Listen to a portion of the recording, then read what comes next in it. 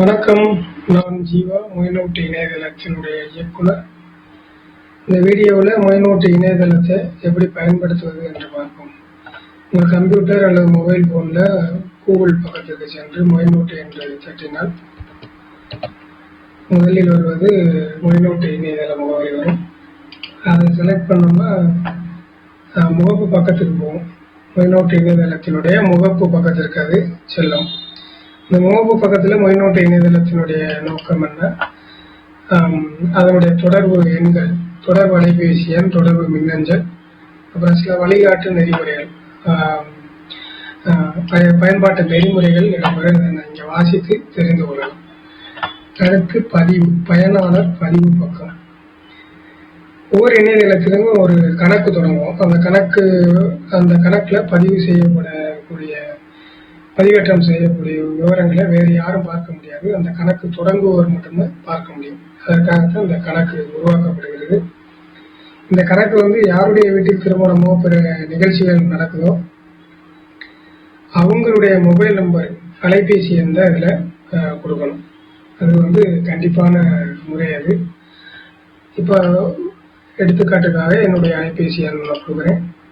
இப்போ என்னுடைய பெயர் கொடுக்குறேன்.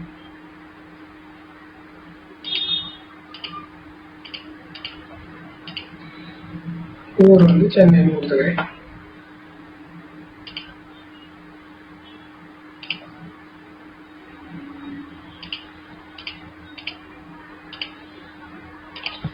பாஸ்வேர்டு என்னும் கடவுச்சொல், இதில் பாஸ்வேர்டு கொடுக்குறேன், கடவுச்சொல். இந்த ஐக்கானை கிளிக் பண்ணோம்னா நீங்கள் என்ன கடவுச்சொல் கொடுத்துருக்கீங்க அப்படிங்கிறத பார்த்துக்கலாம், பார்த்து ஞாபகப்படுத்திக்கலாம். இப்போ உருவாக்கு அப்படின்னு கொடுக்கும்போது உங்களுடைய அலைபேசி எண்ணுக்கு ஒரு ஓடிபி வரும்.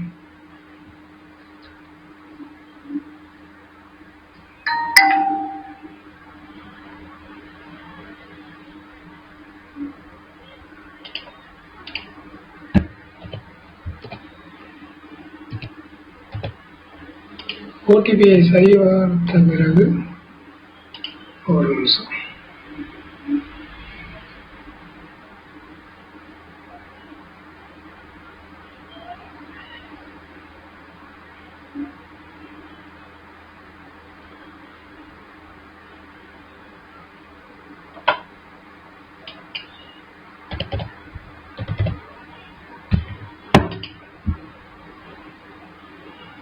ஓடிபி சரிபார்க்கப்பட்டது. ஓடிபியை சரிபார்த்த பிறகு கணக்கு உருவாக்கணும். உருவாக்குங்கிறத கிளிக் பண்ணோம்னா கணக்கு உருவாகும். கணக்கு வெற்றிகரமாக உருவாக்கப்பட்டது.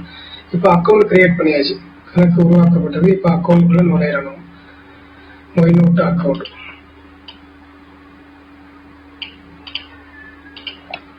கடவுச்சொல், ஒரு வரவேற்பு செய்தி ஒன்று வரும். இது பட்டியல், டேஷ்போர்டு, இங்கிலீஷில் டேஷ்போர்டுமோ தமிழில் பட்டியல். இதில் என்ன, நிகழ்ச்சி உருவாக்கு, நிகழ்ச்சி திருமணம் அல்லது பிற நிகழ்ச்சிகளை உருவாக்குதல், உருவாக்குன நிகழ்ச்சிகளை பட்டியலிடுதல், மொய் எழுதணும், மொய் எழுதுதல் பக்கம், எழுதின மொய்யை பட்டியலிடுற பக்கம், மொய் தேடுதல் பக்கம். இது பயனாளர்களுடைய பிற விவரங்கள் இதில் கொடுக்கலாம். துணை பயனாளர் உருவாக்க, இது என்னன்னு பிறகு பார்ப்போம். ஃபர்ஸ்ட் நிகழ்ச்சி உருவாக்குதல், திருமண நிகழ்ச்சி உருவாக்குறேன் நான். இப்போ இது தமிழ் கீபோர்டு, நம்ம எளிதாக பயன்படுத்தும் முறையில் வடிவமைக்கப்பட்டுள்ளது. எல்லோருக்கும் புரியும் வகையில் எளிதாக பயன்படுத்தும் வகையில் உருவாக்கப்பட்டுள்ளது. இதுல இடைவேளை, ஒரு சொற்களுக்கான இடைவேளை. இது ஒரு சொல் நீக்கம், முழுவதும் நீக்கம், இது மூடுதல். இதை பயன்படுத்த எல்லோருக்கும் எளிதாக புரியுது.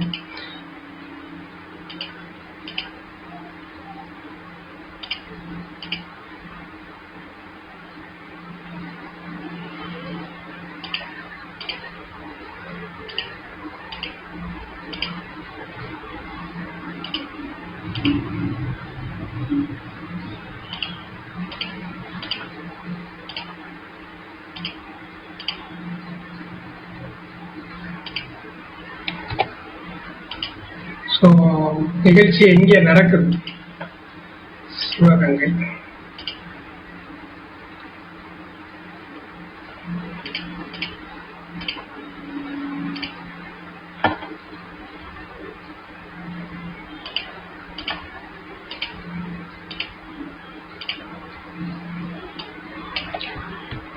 நிகழ்வு விவரங்கள், பிற விவரங்கள், நிகழ்ச்சி திருமணம் பற்றிய பிற விவரங்கள் இருந்தால் அதை இதுல செலுத்திட்டு நிகழ்ச்சி நாள் ஒரு எடுத்துக்காட்டுக்காக 1/2/2020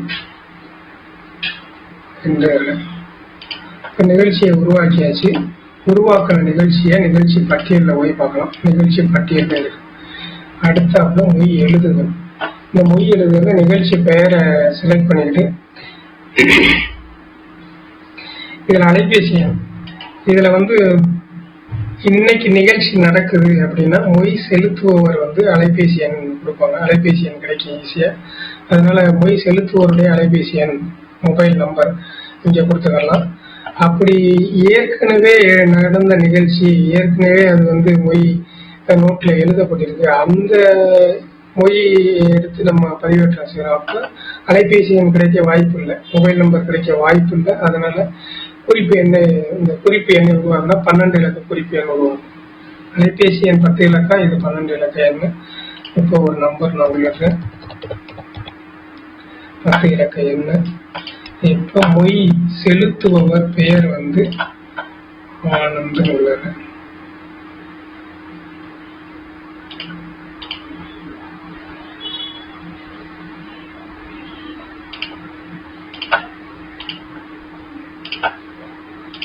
ஆனந்த், ஊர் திருச்சி, மொய்த்தொகை 2000. பணம், இதுல கட்டண முறைகள் பணம் யூபிஐ கட்டணம் இருக்கு. இப்போ மொபைல்ல ஜிபே, போன்பே அப்படி இருந்தா, மொய் செலுத்துபவர் இருந்தால் இந்த யூபிஐ கட்டணத்தை பயன்படுத்தலாம். இது பணம். இப்போதைக்கு ஒரு பணம் செலுத்துவோம். பணம் வெற்றிகரமாக சேர்க்கப்பட்டது. கீழே கடைசியாக மொய் தொகை எவ்வளவு எழுதுனதுங்கிறது கீழே வரும். அதை நம்ம பார்த்து உறுதிப்படுத்திக் கொள்ளலாம். இது மொய் சேமிக்கப்பட்டது என்பதை உறுதிப்படுத்திக் கொள்ளலாம். அடுத்த மொய்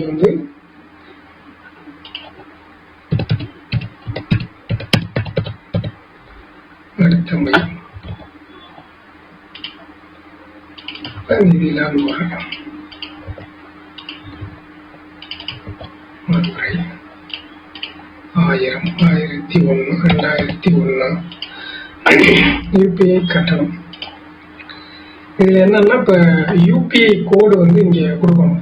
பட்டியல் போயிட்டு பயனாளர் விவரத்துல யூபிஐ கோடு கொடுக்கணும்.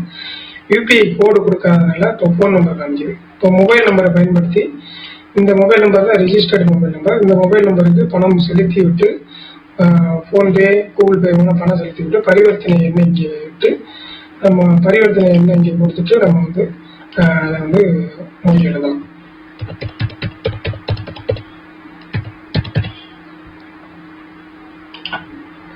வெற்றிகரமாக சேர்க்கப்பட்டது.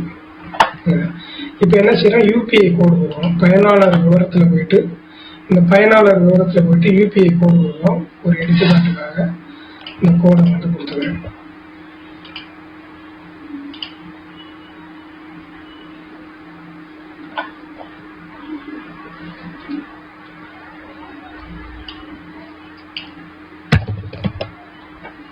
கொடுத்துக்கிறேன். இந்த ஒவ்வொரு முறை இதை மாற்றும் போது இதை பதிவு செய்வோம். ஏன்னா இது பாதுகாப்பா இருக்கணுங்கிறதுக்காக ஒரு முறை இதை மாற்றும் போது இது பதிவு செய்யப்படும். இப்போ யூபிஐ கொடுத்தாச்சு, மறுபடியும் மொழி எழுத போறேன்.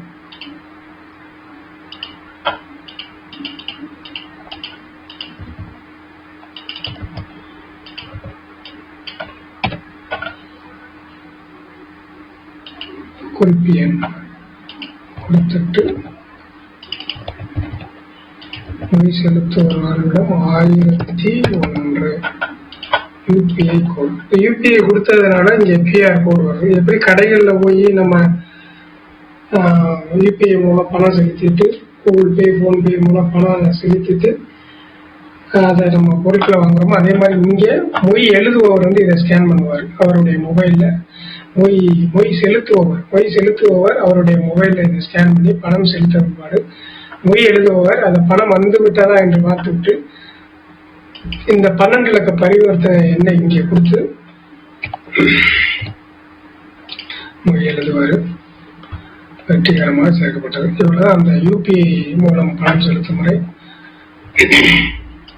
அடுத்து ஒரு என்ட்ரி போட்டுருவோம்.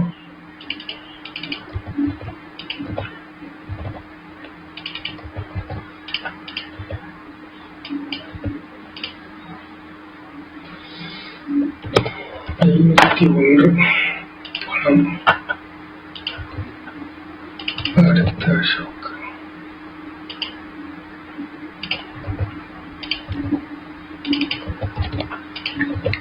கன்னியாகுமரி 3001 வெற்றிகரமாக.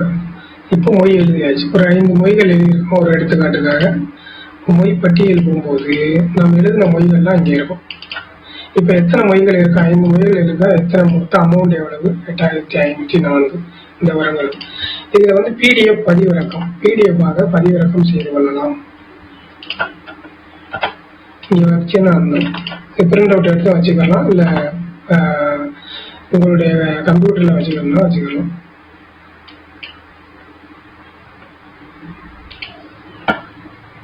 அடுத்து மொய் தேடுதல், இதுதான் முக்கியம். மொய்நோட்ட மொய் ஒவ்வொரு முறையும் தேடிக்கொண்டு இருக்கிறது பதிலாக இந்த பக்கத்தில் வந்து அழகா தேடிக்கலாம்.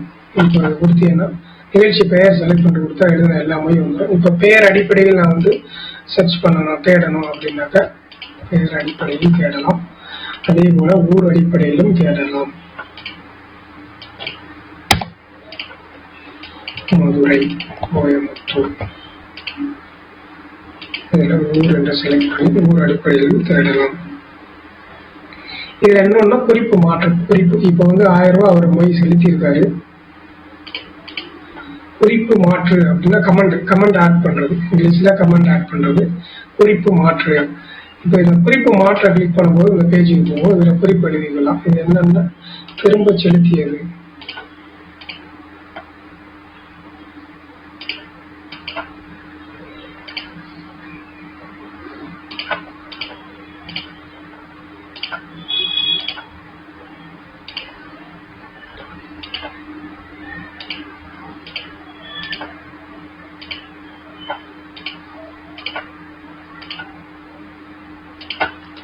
திரும்ப செலுத்தியது 501.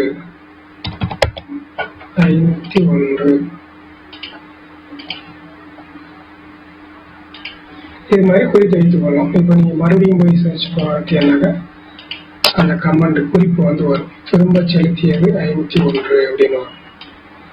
இது மாதிரி கமெண்ட் ஆட் பண்ணிக்கலாம். ஒவ்வொரு முறையும் நீங்க திரும்ப செலுத்திய ஒருபாடு இந்த மொழி எல்லாத்தையும் திரும்ப செலுத்திய முதல் கல்யாணத்துக்கு 501, 2வது கல்யாணத்துக்கு 501 எழுதுவாங்க. அது மாதிரி ஒவ்வொரு முறை செலுத்தும் போது இதை சேவ் பண்ணி பயன்படுத்தி வரலாம். அடுத்து வந்து பயனாளர் விவரம். இந்த பயனாளர் விவரம் வந்து இங்க ஓடிட்டு இருக்கு பாருங்க, ட்ரெயின் ஒன்று ஓடிட்டு இருக்கும். இதுல வந்து பயனாளர் விவரம் பக்கத்தில் மின்னஞ்சல் உள்ளிடவும், கடவுச்சொல் உள்ளிடவும், கடவுச்சொல் பயன்படுத்தியிருக்காங்க. இது பாஸ்வேர்டு மறந்துட்டோம்னா மறுபடியும் மீட்டெடுக்கிறதுக்காக கடவுச்சொல் மின்னஞ்சல் வந்து இங்கே இமெயில் வந்து இங்கே உள்ளிடணும். இமெயிலை வந்து சேவ் பண்ணிக்கலாம். அடுத்து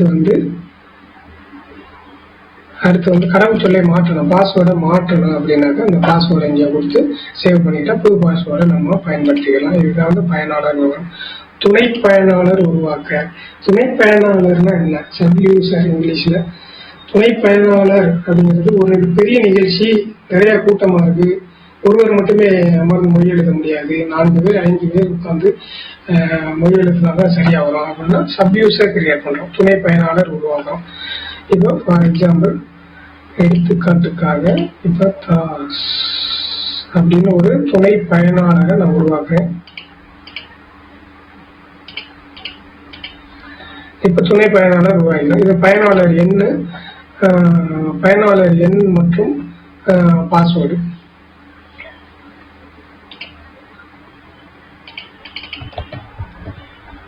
நான் இதை எடுத்து வச்சுக்கிறேன். பயனாளர் எண் யாருக்கும் தெரியாத வகையில வச்சுக்கணும். யார் பயன்படுத்துறாங்களோ அவங்களுக்கு மட்டும்தான் கொடுக்கணும். இந்த பயனாளர் ஒவ்வொரு பயனாளருக்கும் 100 ரூபாய், துணை பயனாளருக்கும் 100 ரூபாய் செலுத்தணும். செலுத்தி விட்டு அதை பயன்படுத்தணும். அது வரைக்கும் கணக்கு வந்து திறக்கப்படாது. இப்போ செலுத்தணும்.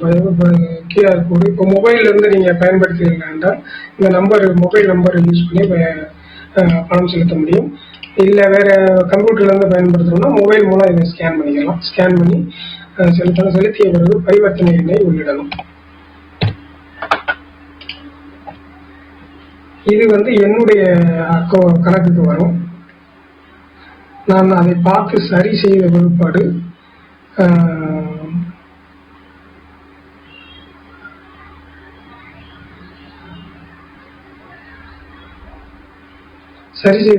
உங்களுக்கு அந்த சப்யூசர் அக்கௌண்ட் வந்து திறக்கப்படும். இப்போ நான் வந்து அப்ரூவ் பண்றேங்க. அப்ரூவ் பண்ணனா இங்க பேமெண்ட் வெரிஃபிகேஷன் பெண்டிங் அப்படின்னு இருக்கிறது எப்படி மாறுதுன்னா பெய்டுன்னு மாறுது. பெய்டு கணக்கு திறப்பு எஸ்ன்னு மாறுது. இப்போ இந்த கணக்கை பயன்படுத்தி கொள்ள முடியும். ஒரு சப்யூசர் பயன்படுத்த இது மாதிரி 5 சப்யூசர் பயன்படுத்தணும். 5 சப்யூசருக்கு மேலே வேணும்னா கஸ்டமர் கேருக்கு கான்டாக்ட் பண்ணணும். இப்போ இந்த சப்யூசர் இவ்வளவுதான் வந்து பயனாளர் விவரங்கள், பட்டியலில் உள்ள விவரங்கள். இதை பயன்படுத்தி நம்ம பயன்படலாம். இப்போ இதற்கு வெளியே வந்துட்டு சப்யூசர் நம்ம லாகின் பண்ணலாம். துணை பயனாளர் லாகின் பண்றோம். இப்போ துணை பயனாளர் லாகினுக்கு வந்து இதே பேஜ் தான். இதுல வந்து துணை பயனாளர் லாகின்